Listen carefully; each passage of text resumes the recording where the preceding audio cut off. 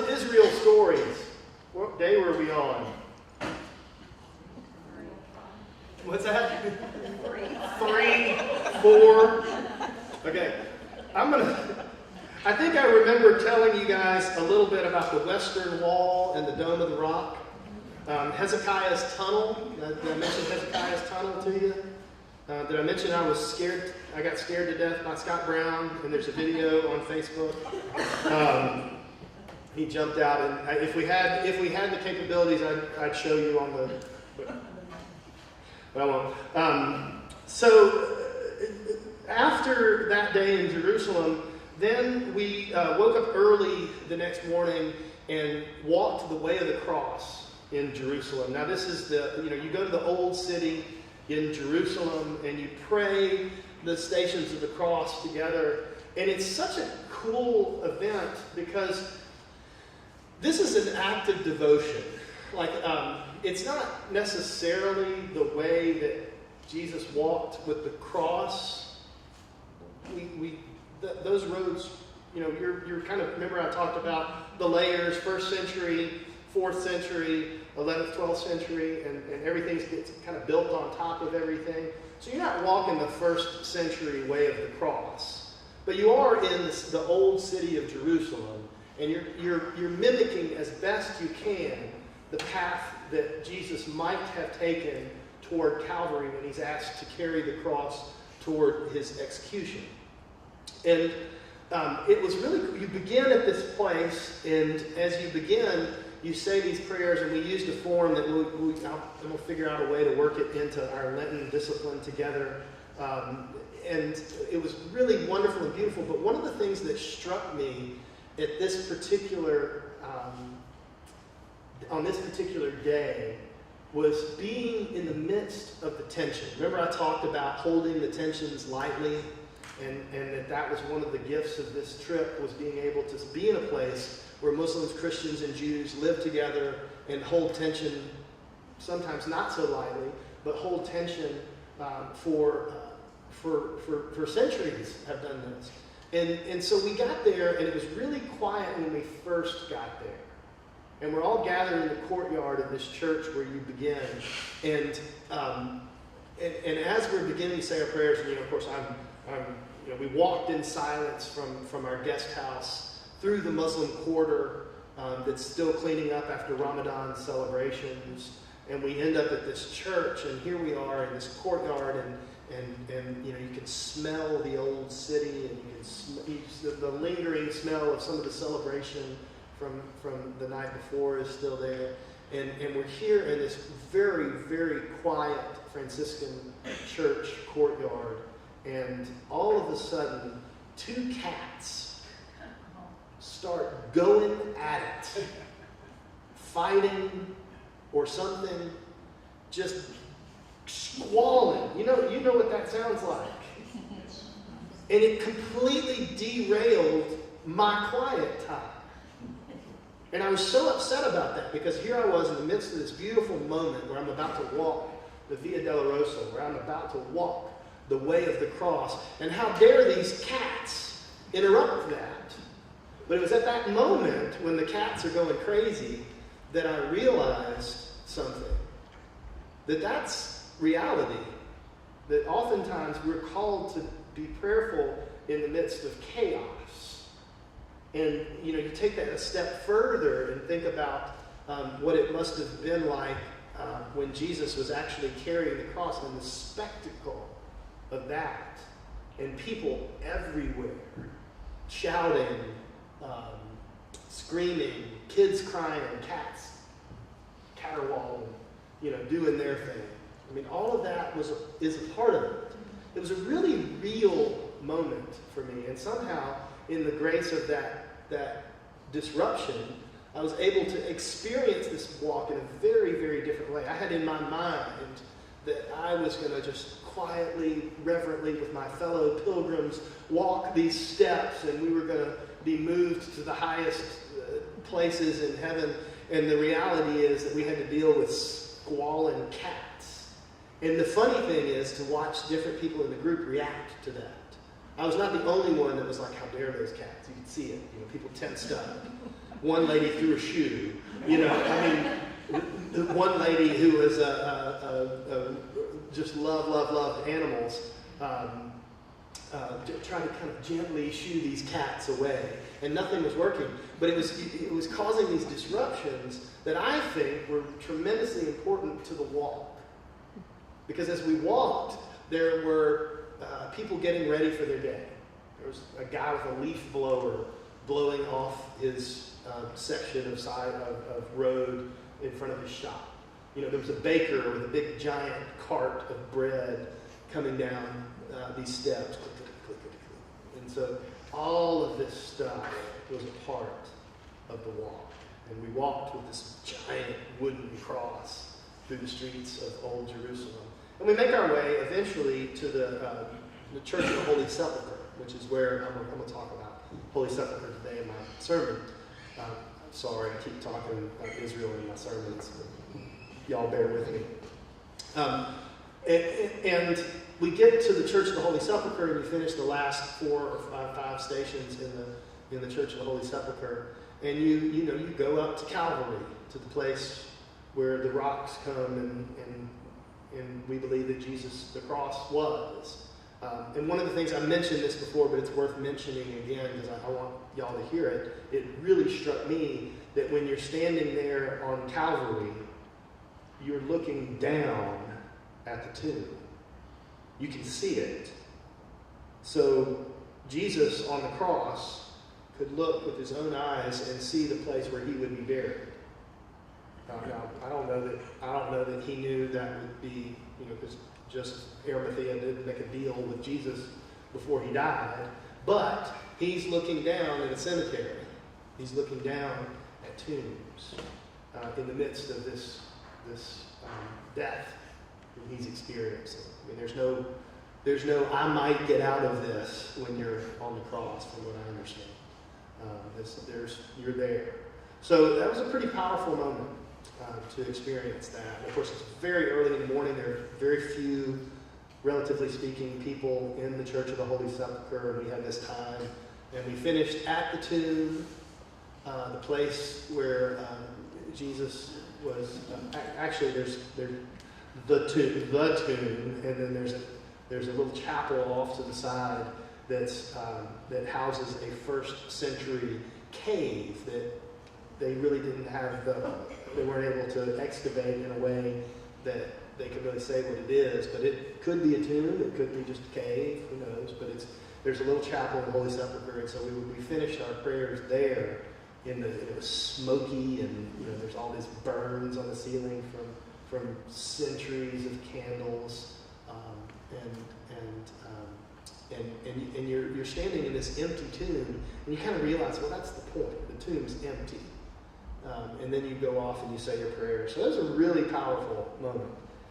The way of the cross it's changed the way I see Stations of the Cross. Stations of the Cross for me has always kind of been this sort of cool, prayerful thing. Now it's a completely different event for me.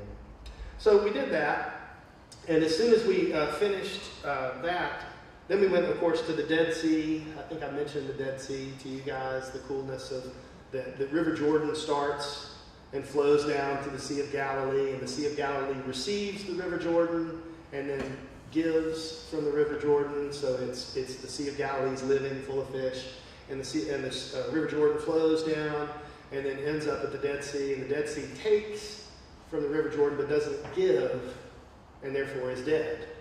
All the minerals and stuff stay in the Dead Sea, and that's why it's dead. It cannot sustain life. You can float in it, which is cool. You can cover yourself in mud, which is cool. It makes great bath products, which is nice, but it does not sustain life. So that was a real powerful thing for me, but it was also a very cool event. Now here's a fun story. What's that? No fish in the Dead Sea. So here's a fun story. This has nothing to do with spirituality or religion. I just got a big kick out of it, and I will always remember it. it's a resort. I mean, the Dead Sea is a resort. There's a beach with chairs and a lifeguard tower, a bar, and this is actually a couple of stories. We went our way and we swam and all that kind of stuff. We floated and had a great time. Then as we're making our way back up, I bumped into one of the bishops from one of the dioceses in Uganda. Bumped into a bishop from the diocese from one of the dioceses in Uganda. He's wearing his purple shirt, and which I thought was kind of funny. But he was this wonderful, joyful man, and we had mutual acquaintances because of the Diocese of West Texas's connection to Uganda. We've done a lot of missionary work, and Bianca goes, you've been, yeah. So Sam and Bianca, a lot of people from this diocese have gone to Uganda, and so that was like one of those reminders of how small the world really is and how connected we really are. It was beautiful. I gave him a big hug, and he gave me a big hug. We laughed, and we talked about the Diocese of West Texas and people we knew, and really, really cool moment. But this is the story I want to tell. So we're at the beach, and we're hanging out, and there's all these young people from some Eastern European country. My guess was Russia, but I'm not sure. Come running down to the beach, and they're all fired up, and they go jumping into the water, and they're frolicking and having a good time, and the girls take off their tops, and the Israeli lifeguards that were in the lifeguard tower, these stern-looking young men, all of them at the same time get their binoculars. So I got a big kick out of that. I just thought that was fun. It's not all serious religion in Israel. It's not all a religion in politics. So that was kind of a funny story. Then I think I mentioned last time that we had dinner at our guide's home, Iyad Kumri, and that was a beautiful, wonderful thing. His home, he has a home in Jerusalem and a home in Jericho. Jericho, I've mentioned this, I know, but I want to remind you, is in the red zone, which is a place where Israelis are told not to go. It's too dangerous. And I think I mentioned to you that it was one of my favorite nights was having dinner with Iyad and his family. This wonderful Palestinian meal. We sat on the porch and listened to the call to prayer and the breaking of the fast of Ramadan. And here we were just having a great time in a very dangerous place. It didn't feel dangerous. It felt very loving and very peaceful to me. And we met Iyad's neighbors. We had grapes from their vineyard across the street, which I'd never had fresh off the vine the same day grapes. I didn't know what grapes really tasted like. So really cool thing. And then I mentioned we woke up and went the next day to the Wadi Kelt. Remember that? We celebrated Eucharist in the desert. First thing we did is we drove in silence to the Wadi Kelt, which is a wadi is like an arroyo. Help me out, Marty. That's close enough. Okay. Yeah, thanks. A creek that's dry most of the time, except for when it rains a lot. That's a wadi. And the Wadi Kelt is the road to Jericho from Jerusalem, which is featured in a story in the Bible, the Good Samaritan. There was a man traveling down from Jerusalem to Jericho. So, and you look out at this desert. It's stark. I mean, it's hilly and mountainous and rocky and we get out there in pitch black dark and we watch the sun come up over the desert, which was a stunning experience in silence. We drove out there from Jerusalem to the desert in silence. Watched the silence. And then we celebrated the Eucharist. A priest friend and I got to celebrate the Eucharist overlooking the Wadi Kelt together. It's a beautiful, amazing experience for me as a priest to get to say the Eucharistic prayer there in that place. And then we had breakfast in Jericho, and you might remember Jericho, red zone, not safe. Lovely, beautiful breakfast at this hotel that's kind of, or this place that's kind of run down because tourism, of course, has dropped off tremendously in Jericho, as you can imagine, with a warning like a red zone. And but we took a cable car up to the top of the Mount of Temptation. Jericho is at the foot of the Wadi Kelt and the desert, and there's this great big mountain, which is the mountain where Jesus was tempted by Satan in the Gospels. So we take this cable car up. There's a monastery up on the top, which Scott Brown and I joked that that's where I was going to take my sabbatical. I'm going to go up there, and I would be stark raving mad if I spent 3 months on top of a mountain, I think. But they have a couple of a Greek Orthodox priest and his assistant that live up there year-round all the time. And it's gorgeous, it's beautiful, but it's very solitary, very solitary. And neat place to say our prayers, check it out. And you could look over Jericho too, which was cool. Jericho is one of the oldest inhabited cities in the world. Beautiful, beautiful, amazing place. And then we ended up in Nazareth, and we had to go up into Israel proper, because when we're in Jericho, we're in the West Bank. And so we go from the West Bank into Israel proper, which of course means going through a checkpoint. And you go from a checkpoint from the West Bank into Israel. And right before we get there, we had a couple hours of a drive through the West Bank. Gorgeous scenery. And everybody's kind of napping and sleeping. And our guide gets on, okay, people, let me tell you some instructions through this checkpoint. We have not been in Jericho. We are coming from Jerusalem. He said, we're going to tell a little white lie. He said, we're coming from Jerusalem. We really were coming from Jerusalem. We just had stopped in Jericho. And the reason is to make the going through the checkpoint easier. Because if you stop in a Palestinian red zone, you're going to get the full-on Israeli security search, especially with a Muslim bus driver like we had. So that kind of tenses you up a little bit when he says, right before you go to the checkpoint, oh, by the way, don't tell him we were in Jericho. And then he said, let me give you a quiz. Okay, where have you been? And of course, this one lady, older lady, said, we've been in Jericho. And everybody on the bus went, no! So that heightened the anxiety a little bit.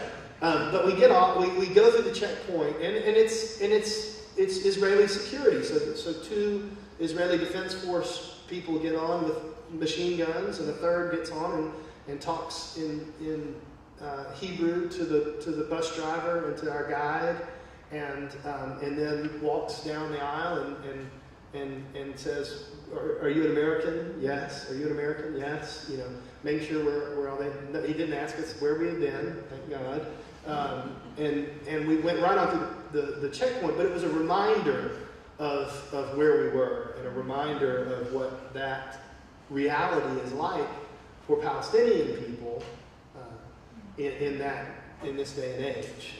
And it also helps to think that that's not a new thing. I remember when we talked about Bethlehem. Bethlehem's surrounded by the wall. Bethlehem has checkpoints.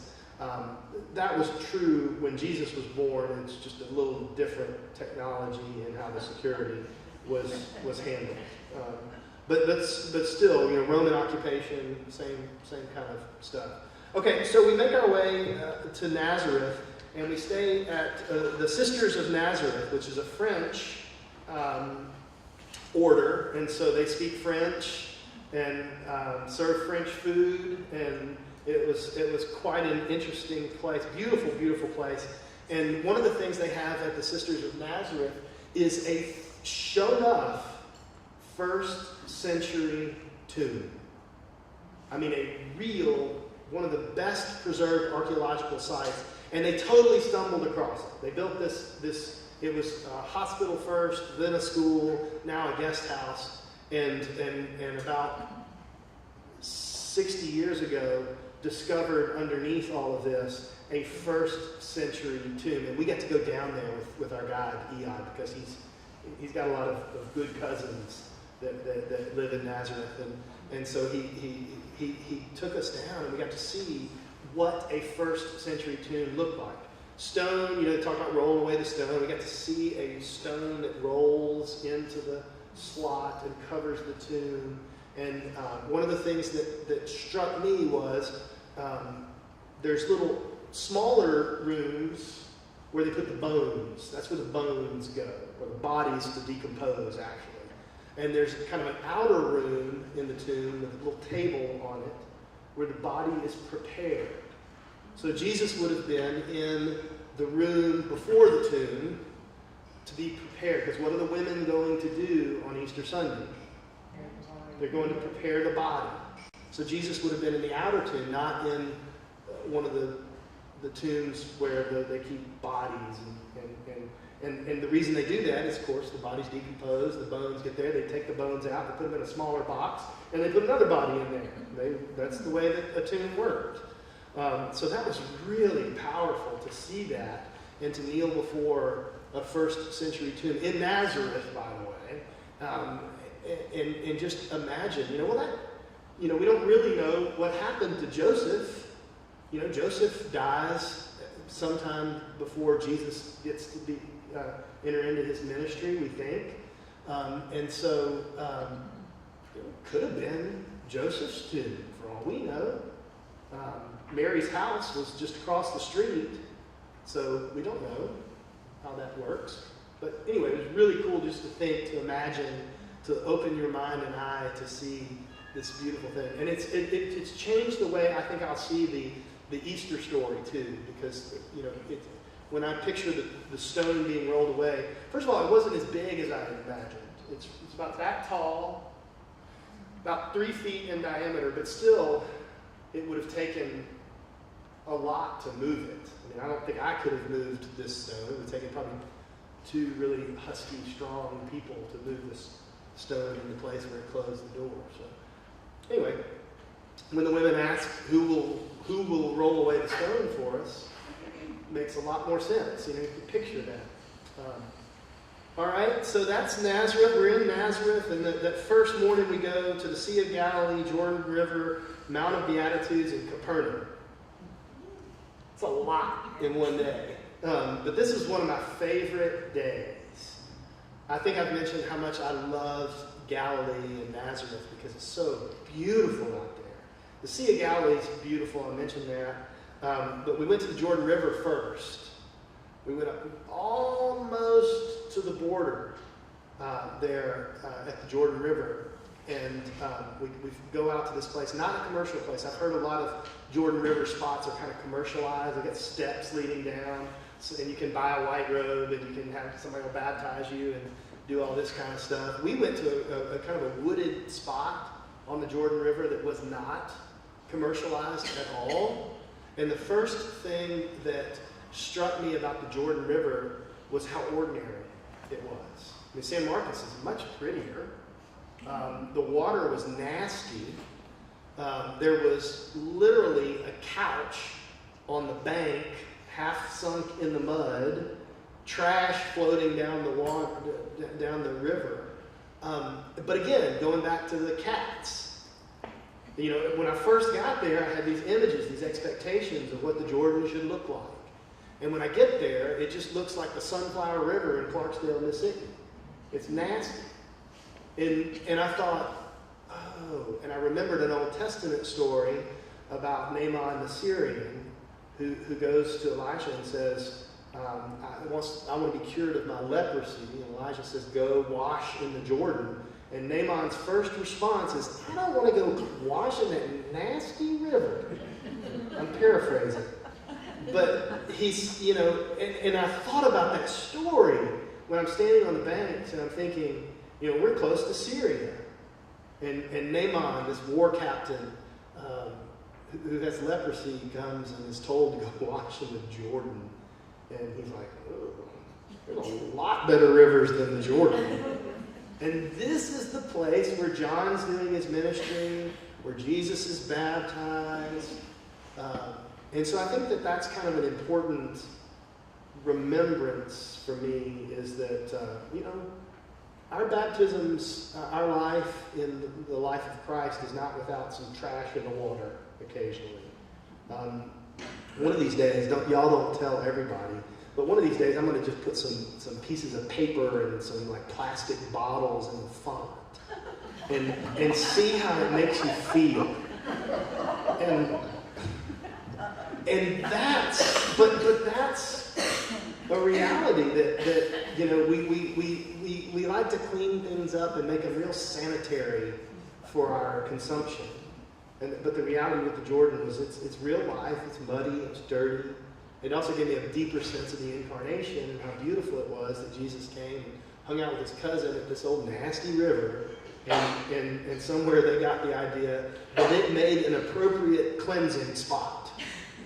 You know, Naaman the Syrian didn't hurt. The idea of a mikvah, you know, a ritual bath, cleansing in the Jewish tradition, that was certainly something they knew about.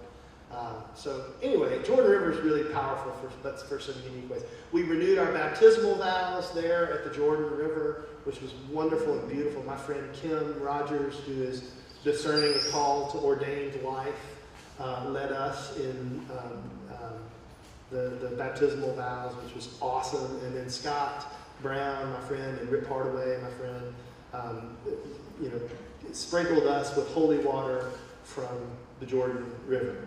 They got water on these olive branches right next to the sofa.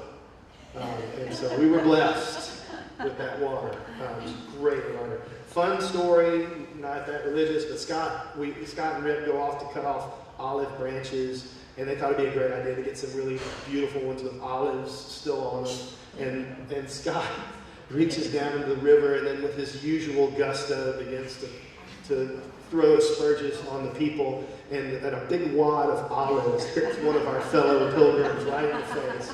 And a friend of mine has it on a video, on a picture, and it's the leaves and the olives are going like that. It's a great picture. Okay, so that's fun. Then we go up to the Capernaum, which is Peter, hey bud, how are you? Capernaum's where Peter lived. And one of my favorite things, this is so random, but you got to see Peter's house. And there's a synagogue right by Peter's house. And this is first century stuff. There's the ruins of first century stuff, so you really get to visualize it. And so we're at Peter's house. We check that out. That's kind of cool because I love Peter. And then the synagogue, there's a story in Scripture where Peter's at synagogue and he hears this story, or he hears that his mother-in-law is sick at home. And the story says that Peter takes off running towards his home. And I don't know what I had pictured, but it's less than a block. You know, it's a very short distance. And I actually ran from the synagogue to Peter's home just to kind of illustrate what that would feel like for myself and for the group. And it was so wild to have that story come alive. The synagogue's right there, Peter's house right there. I mean, he could have shouted across the way, "I'm here, I made it!" You know, or somebody at home could have said, "Hey, somebody get Peter, his mother-in-law is sick." And that could have been how it worked. So that made that piece of Scripture come alive. I loved Capernaum. We also went to the Mount of Beatitudes, and we started at the top and walked our way down, which is just gorgeous. This gorgeous mountain overlooking the Sea of Galilee. And they're all over the place, these little coves and caves that act like natural amphitheaters.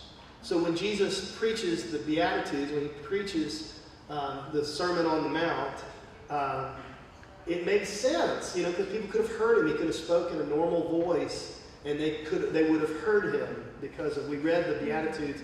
Scott stood up in the amphitheater place, and we stood down below, and you could hear him plain as day. Very cool experience. And then we went to Takba, which is the feast of a place where we remember the feast of multiplication, the loaves and the fishes. And this is cool. I wish Kari and Brenda Remy were here. I love telling this story. Takba is a shortened form of the Greek that means 7 springs. And Kari and Brenda have a ranch in West Texas that's called 7 Springs. And I asked them when I went and visited first, I said, "Are there 7 springs?" They're like, "No, Maybe there were at some point. But I think, I don't know if this is true for their history, but I think they're connected in that Tagba and Seven Springs. Tagba means the seven springs, which is the seven springs of the Sea of Galilee. It sits right on there's seven springs that help feed the Sea of Galilee, and they're right there in front of the place where we remember the Feast of Multiplication, the loaves and fishes. So anyway, that's just a cool story. Beatitudes was amazing. Let's see, what else do I need to talk about today? Questions? Anybody got questions? Let's do that. Yes, sir. It occurs to me that in Jesus' time, the Jordan River was probably cleaner than it is today when man has polluted it. Mm-hmm. That's assuming that people back then didn't throw stuff in the river. Yeah, no, I think part of it is the water itself is brown and muddy because of the geography. It comes out of farmland. It's always, it's a lot of drainage into the Jordan. I think the sofa just highlighted the man's contribution to the pollution. The plastic bottles floating around. In my mind, the story I tell myself is that those plastic bottles end up there because of all the pilgrims who take a plastic bottle and try and fill it up with water from the River Jordan, and they're down there bent down trying to fill it up, and they oops, and here goes a bottle. Speaking of plastic water bottles, after we went through the checkpoint, I was sitting with my friend Kim, and I was like, wow, I'm glad that soldier didn't take a close look at what's on my lap. And my water bottle that was in my lap said on the front of it, Jericho. Whoops. Whoops. Hey, Johnson sent you love you back, Cooper. You can send Johnson a thank you note. Other questions? I didn't even touch Nazareth and Mary's house, and there's a basilica for Mary there in Nazareth. It's one of those places that I put a picture on the e-news of the labyrinth at the Basilica of Mary, and it's one of those churches that you either love it or you don't. I mean, it's a real modern design. It's real. About the camel? Yeah, that's a good idea. When I was at the Dead Sea, we saw camels everywhere, and you can ride the camels, and they were awesome. Is that enough? Mm-hmm. I got Cooper a camel from Jerusalem. Two, actually. So, a mother and a daughter. What else? Any other questions? No? How were you able to sleep at night after seeing all this every day? I was exhausted, mostly, because we got up at 4:30, 5 o'clock every morning to do what we did, and we were usually finished around 3 or 4 in the afternoon. We ate dinner, and we'd be in bed by 7. Of course, you had the whole time change thing, so you're messed up for the whole first few days. But it's a lot, and I tried journaling while I was there. And it didn't work because it was like a fire hose. That's why I saved this to make little notes as I go along. And part of the reason I wanted to do this here is this helps me process it. I mean, there's so much to process from a faith standpoint. It just really I don't know if I can stress enough how important Galilee was for me. Yes, sir. How big is the wall? Like how tall is the western wall? The western wall? I would say maybe 40 feet, maybe 50. It's tall. And very thick? Very thick. The stones are about the size of that piano. And twice as thick as that piano. The western wall, I think I mentioned this. Somebody asked me last night, did you go to the Wailing Wall? And most of us kind of learned the Wailing Wall as the terminology for the Western Wall. The Wailing Wall was called the Wailing Wall because up until 1967, Jews were not allowed to go there. So there was the wailing of being able, I mean, they could see it. Some of them might have lived close enough to see it in Old Jerusalem, but could not go there because of the prohibitions placed on them.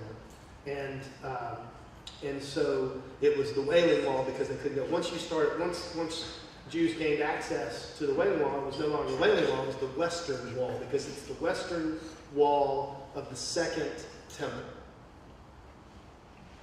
Good question. Yes, ma'am. Back to the camels. Mhm. I read recently that camel's milk does not curdle, which is kind of convenient in the desert. And then I have a question. Are you going to be writing a book? There's so much going on up here. Some of it, I don't know if I should write down. Maybe. I'm starting to write out some of this stuff. And maybe it'll be good I think going back, I want to go back. Like I want to take y'all to experience what I experienced. I want to do that. I think that's part of my next call. Are you taking with this. candidates? Hmm?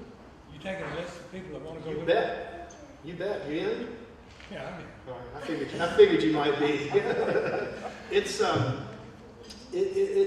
think that's my first step, Mary, is to go back again and experience it again. It's a lot of walking. It's tough terrain too. So that's one of the challenges of this. Yes, ma'am. I have no idea. One of them looked very old, but I don't know the lifespan of a camel. I know they go a lot. And I'm told they spit. I didn't see that from my own eyes. What else? Nazareth, Galilee. Yes, ma'am. I'm trying to visualize the tomb. When you said the stone was 3 feet tall, does that mean the opening is 3 feet tall? Did you like crawl in? Mm-hmm. And so you crawled through? Or? No. No. One of the things our guide said about the first century tomb was, if you go in there, I will close the door on you. Because it's such a sacred spot, and the sisters give him unprecedented access. I mean, no other guide gets to go down there with a group like we did. This is why Eod's the best guide. He makes good friends and cousins, and they allow for access to places that we might not normally. So Yeah. you talked about the central room and then the smaller. Now those are big enough you could almost stand up, and I'm told that people were shorter. So I think that's part of it too, is that it would have been a real struggle for me to get in there and move around. But I think Linda could have managed just fine. So that central room was past the stone, Mhm. 3 foot tall opening. That's right. It had an opening, and then each little tomb had smaller openings. I mean, they were like niches. They would have probably held one body, maybe two if they were related, but one body, and it looked like a little coffin.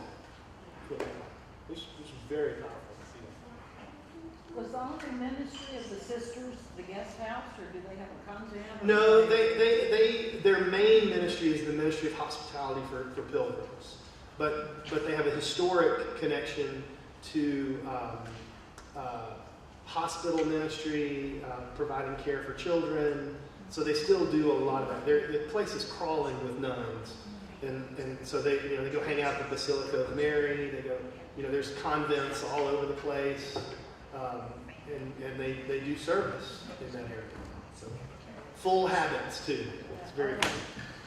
So there still is a strong Christian presence in Nazareth? Absolutely. Very strong. Very strong.